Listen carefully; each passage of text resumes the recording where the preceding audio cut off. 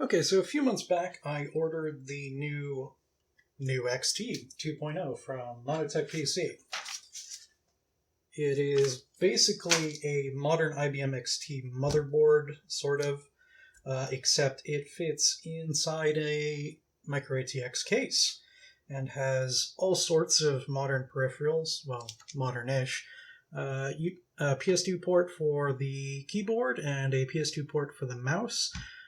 Parallel port, a serial port, a VGA port, a compact flash port, an IDE port, floppy port, and there is a optional PC 104 VGA card you can get that will just pop on the board without eating up any of your ISA slots, which is good because there are only 4 of them on these boards. And the reason I have 2 of them here, and you may have noted one has no chips on it so far, is that the one I originally ordered sustained some damage in shipping. Monotech shipped it with a compact flash card in the slot that I'd ordered, and unfortunately it took a hit during shipping, and it is completely ripped off the socket. It pulled off traces with it. It's not really repairable. So I asked Monotech if they could ship me a new board, and they said because the chips are such a big part of the cost of these boards, that they would appreciate it if I either sent the board back or they could send me a new board with no chips on it, and I could transfer the chips myself if I felt comfortable with it. I have moved a few chips in my time, so I was going to give it a try to save time. Shipping between here in Florida and New Zealand, where Monotech is very slow with all the COVID-19 stuff going on. And I wanted my board in a hurry. It didn't really happen in a hurry, but it got here eventually. And while I move these chips over, I will give an explanation about what each of these chips does. Now, it won't be too in-depth because this is a highly integrated board compared to what you would see on like a classic IBM XT motherboard. And you'll notice here there are already many chips soldered on. Most of that is just TTL logic that's been surface mounted. This is and you can see more of it here. This is probably because whoever they had manufacture the board could also put on certain components that were easily supplied, and then they just added sockets for the chips that are harder to come by. For example, let's see here, U1. That is, in my case, a NEC V20 processor. You can optionally get this with an actual 8088 processor. The NEC V20, as many retro computing folks will know, is mostly compatible with the 8088.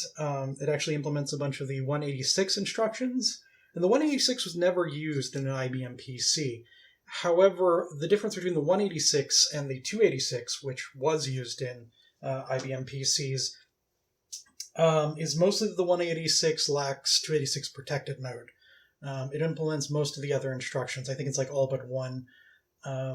So many things that will run on the 286 will run on an NEC V20, but not an 8088. Because very few things actually took or made use of the 286 protected mode. So with that said, let us try delicately removing this chip, and hopefully I don't... Oh, that came out super easy. It's my lucky day. Let's hope that keeps up. Okay. I have a pin straightener around here somewhere, though it doesn't look like it needs it. So a lot of people have trouble with these chips and inserting them into these sockets, and the trick I found is to sort of insert them on one side and push towards that side, and then insert the other side. Let's see.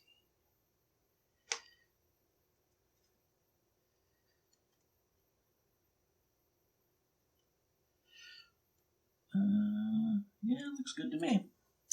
Now this next chip is the 8087, which is the floating point coprocessor that Intel made to go with the 8088. On its own, the 8088 can only do integer math, not floating point stuff. That is, stuff with a point, a decimal. NEC never came out with a 8087 clone, so you always have to get an original. This is, I think, one of the later ceramic one, or sorry, plastic one. No, this seems to be ceramic.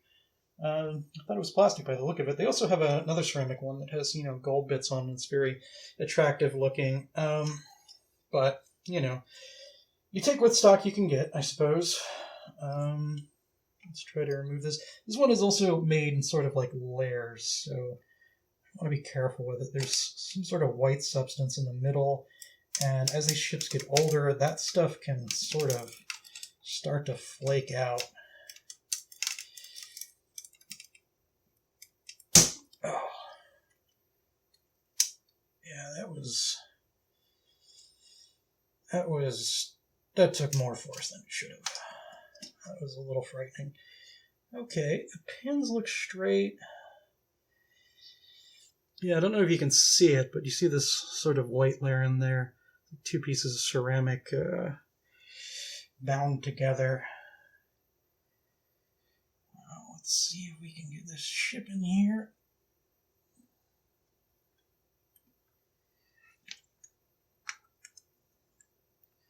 Hard to see the pins with the 8088 in place. There we go.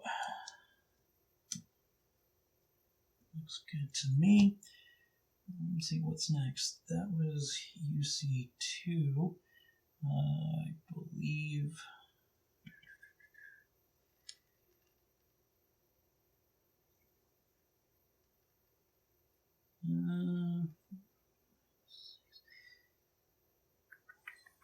One second. So what would UC3 be? Oh, UC3 is down here. This is a v2.0, and this is made by Faraday, and this is where the magic really happens on this board. This is a highly integrated chip that replaces many that Intel used to issue. Built into it is the equivalent of an 8237 DMA controller, a 8259 programmable interrupt controller, an 8254 programmable interval timer, and a 8255 programmable peripheral interface. On a vintage board or other designs, you would see all of these chips separated, and it would add massively to the number of components. But here, it's all one tiny little chip.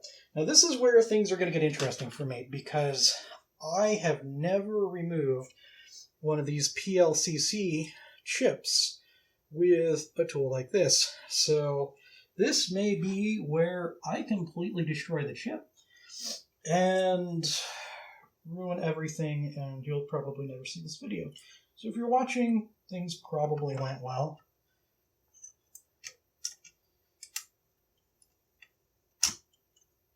Not bad. Now, when you insert these PLCC chips, you'll notice one of the corners is sort of blunted, and in the socket, one of the corners will also be blunted. You want to sort of line those up, but once you do, inserting the chips is fairly easy. You have a lot of surface area to evenly apply force. It's quite nice. Let's see, UC4. This is one of the RAM chips. There are two RAM chips on here. I keep saying UC, it's U4. U4 and U5. They're both half a megabyte apiece, giving you a total of 1 megabyte of memory. But if you're familiar with this area of computing, you know that IBM designed it so the lower 640 kilobytes is what you primarily have access to. Then there's two different windows for two different families of graphics cards, one mono and then CGA, EGA, VGA. And then above that is sort of some free space that is designed for extension ROMs for the various ISA cards you might put in, like a IDE controller or something. However, if you're not using up all this space, you can reallocate them as something called upper memory blocks and have some of your TSRs and DOS stuff load it up there to free up some of your 640K. And then after that block, you usually find the BIOS. So the second chip, you can't actually use all of that memory, but you can use a decent chunk of it. And it's simpler to just have two 0.5 megabyte chips than to try to have different sizes and add extra logic. Ooh, that one was a little dicey. Man, I felt certain I'd bent a pin that time, but it looks okay. I'll bet some of the more experienced folks are like looking at this video and wondering what the heck I'm doing and fully expecting me to destroy something important, and you know, they may not be wrong. That's one chip down. With these dip chips, unlike the PLCCs, the orientation is denoted by a notch. You can see these at the top of these chips. This one has a notch. It may not show up because it's not like straight through. It's just a little carved out bit. So I don't know if you can see that, but on the sockets there is also a little dip on one side, and you want to make sure that those are orientated in the same direction.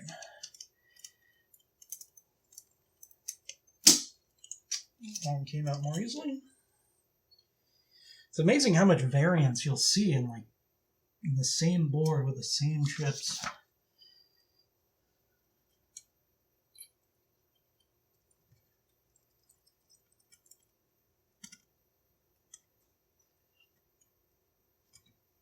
Okay, that is the RAM done.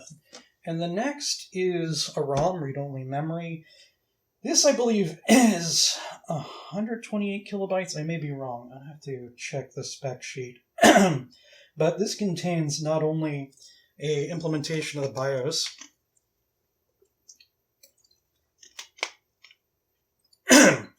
in this case, it is a clone BIOS written up by Sergei Kiselev, the fellow who did the boards that this thing is sort of a descendant of.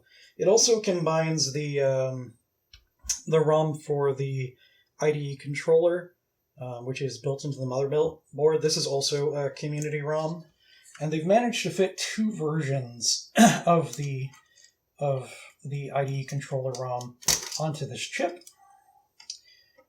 One is a version for the 8088, and the other is for the NEC v2.0. The extra 186 instructions that the NEC v2.0 has allow it to run a little faster, and you can change a dip switch to pick which version you need,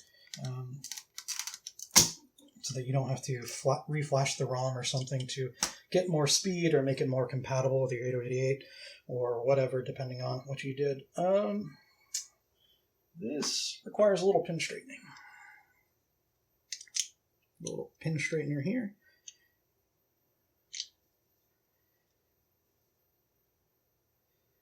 Yeah, looking good.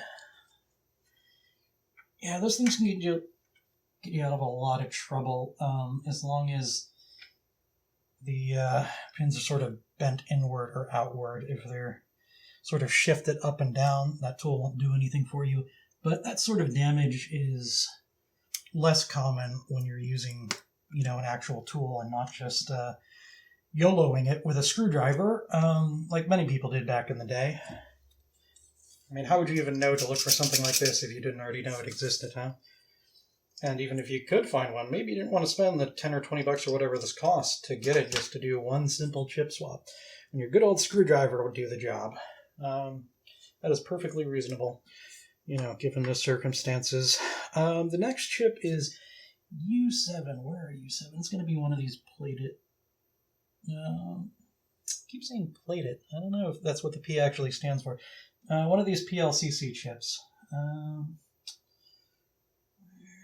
Where is the marker? That's U8, so I suspect that's U7. Yep, U7, it says in the upper right.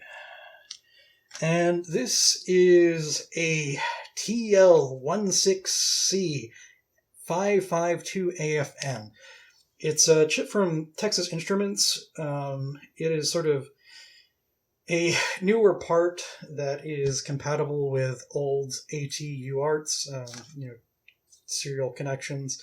And this chip has two UARTs on it, a 16-byte FIFO buffer, and a parallel port connector. This is similar to the chip you'll see in Sergey's combination serial and floppy controller card. But this has the additional serial port and the parallel port. So that saves you some cards right there. Let's see if I can get it out without damaging it. Okay.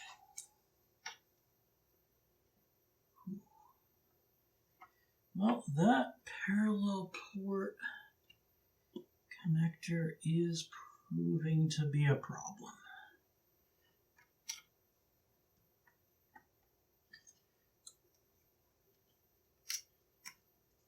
Scraping into the ceramic here. It's no good.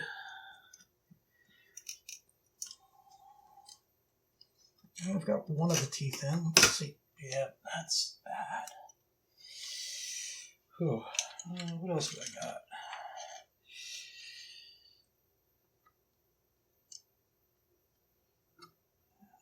It's not going to work here. Oh, guys, we have a problem.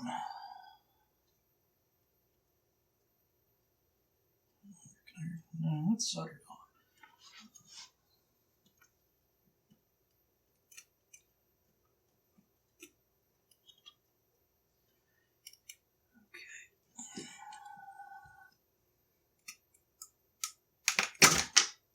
Whew.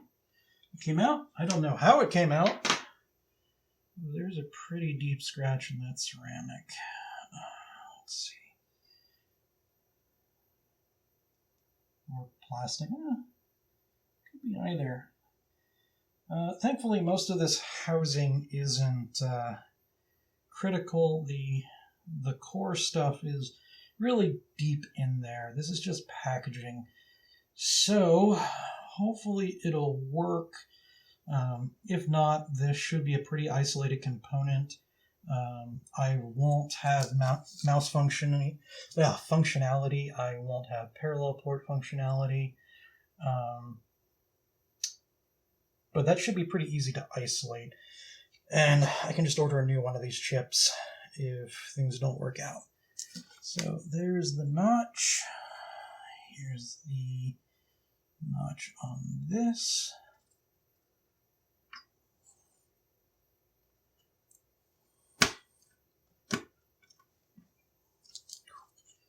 And that's me sweating on the board. That is no good. I'm going to have to pause and go get something to clean this up. Alright, I'm back. Sorry about that interruption. It is a very hot day in Florida. Hopefully that is not yet another moment that we'll be able to point to in this video and say, ha, that is where I destroyed this board. So let's continue on to U8, which is nicely unobstructed. So the tool should work a little better this time.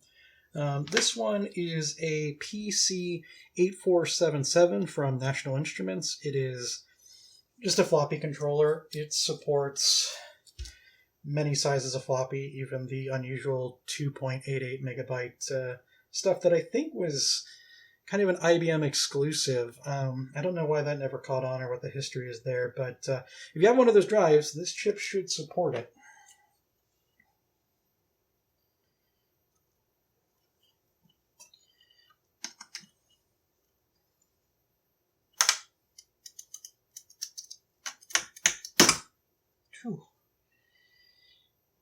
Yeah, this tool is not great.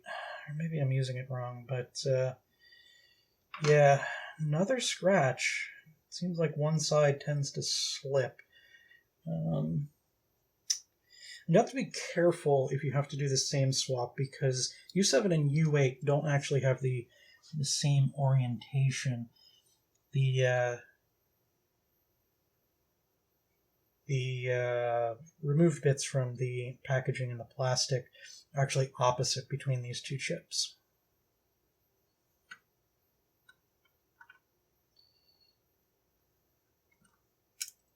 And this is unusual. Most boards, all chips have the same orientation to prevent issues during manufacturing.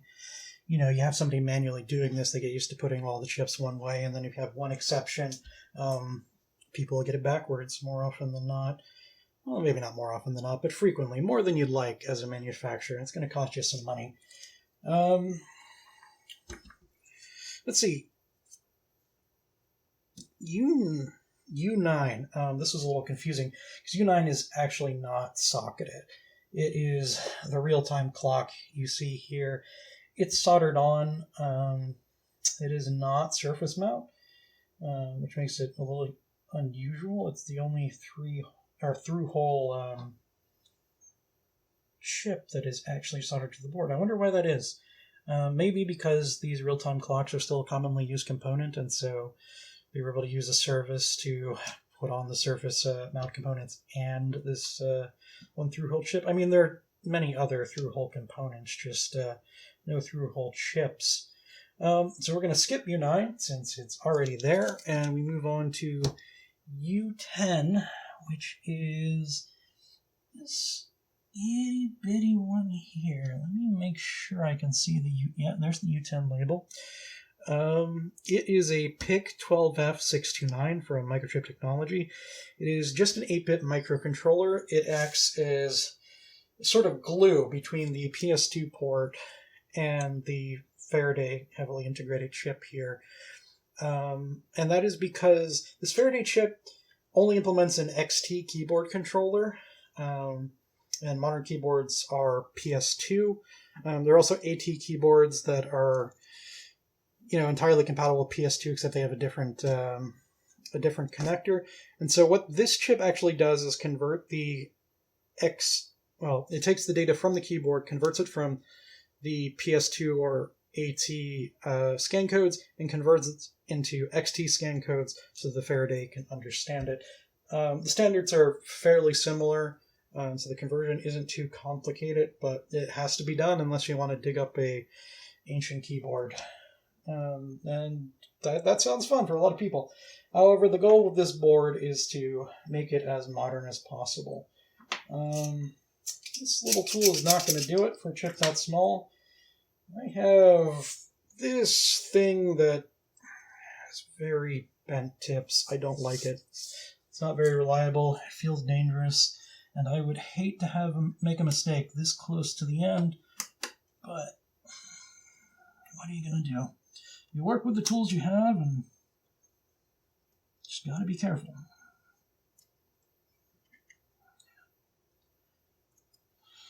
What is sticking on one side? There we go. Pins look good. You got to be careful. These things sort of stick on one side or one corner, because if you keep pulling in those situations, that's usually how you end up with bent pins. All right. Yep, that went in good. Looks good. Now our final chip, U11, is a Tiny 2313, also from Microchip. It is a 8-bit AVR microcontroller rather than a PIC. And what this does is it is also for PS2 conversion, but it is for the mouse. It converts PS2 to standard serial mouse, and this lets you use a relatively modern mouse. Though PS2 mice are getting a little hard to find these days, I've noticed, more so than keyboards, but they're certainly out there, so you shouldn't have any problems. Let's see, will this work with the tool? Looks like just barely. Now, a lot of people don't like to use microcontrollers in their retro computing designs because it feels like cheating. I mean, these things can be more powerful than, you know, the systems you're trying to rebuild. Nope, that is too big. However, microcontrollers were a thing back in this area. I believe the original PS2 keyboard controllers, I don't know about the stuff you'd see on an XT, were just generic microcontrollers. I believe they may have had an Intel part number or something, but they were just some generic microcontroller with the right that was guaranteed to have the right firmware on it. So it's not as ahistorical as you'd expect, but yeah, it feels like cheating. Then again, how much logic do you want to put on a board? Where do you draw the line?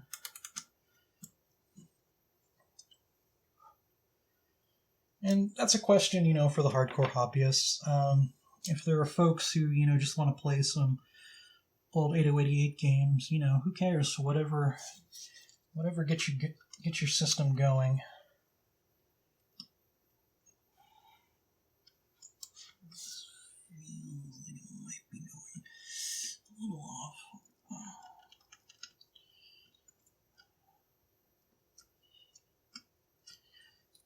Well, there you go. All the chips have been migrated.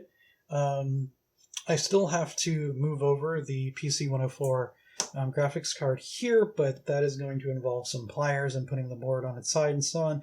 And it's just really not going to film well, and it's going to be very clumsy. So I do apologize for that. But hopefully I did everything right here. Hopefully the scratches aren't a problem. Hopefully my sweat dripping on the board is not a problem, and I will have a additional functioning 8088 system soon. But that'll probably be a separate video, so thanks for your time. I hope you learned something. I may post more stuff like this in the future, so like and subscribe if you'd like.